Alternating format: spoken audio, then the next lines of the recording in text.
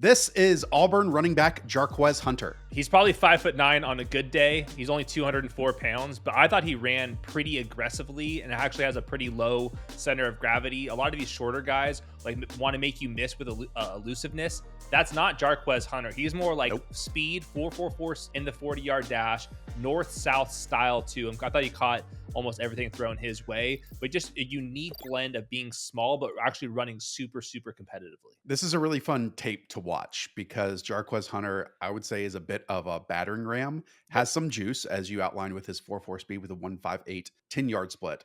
Just watch the Kentucky game if you want to see him at his peak. He had 10 explosive runs in that contest, 10 carries of 10 or more yards. That's just nutso stuff. To me, two things stood out. One, he didn't wear gloves. That's a choice. And two, he was fifth in this class in force missed tackles per attempt.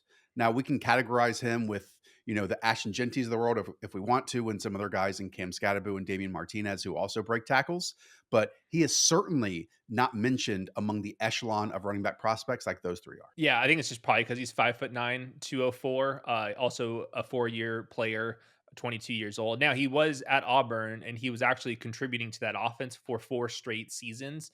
This last season, 123 total yards per game, 6.3 yards per carry over his entire course of his career. And you throw in the missed tackles for us, and to me, that's kind of the profile of a sleeper. And we've seen some smaller running backs in the NFL recently be able to contribute as the NFL goes to more of a committee approach. He's definitely a committee member, or probably most likely being like a change of pace RB3, like a comp I kind of threw out there, like Khalil Herbert, maybe Ray Davis, who might be a little bit more powerful than Jarquez Hunter. But a lot of those forced missed tackles was just like him running hard.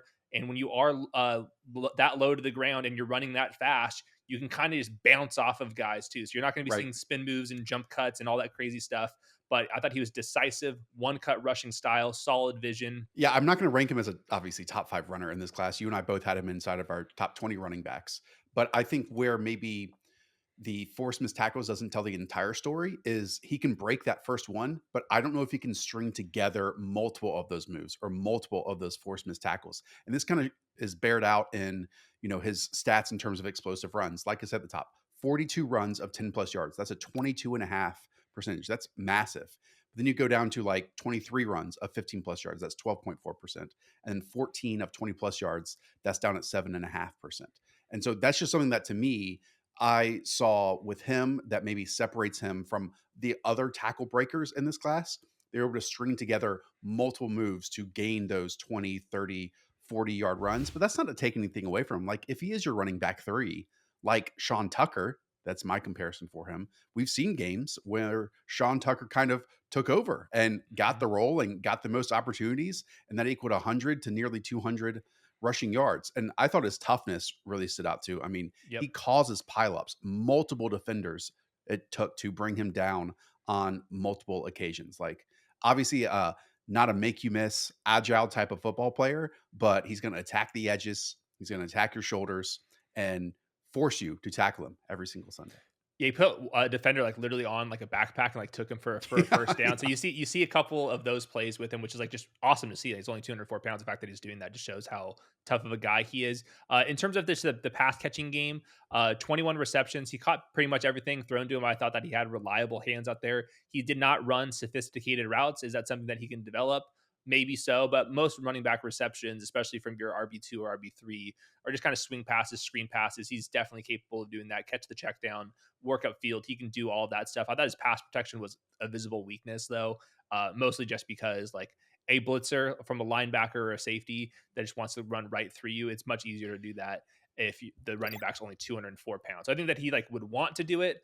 I just think that at the end of the day, you don't see a bunch of 204-pound pass protectors in the league. So I think he'd just be more of a change of pace receiver type if he does play passing situations.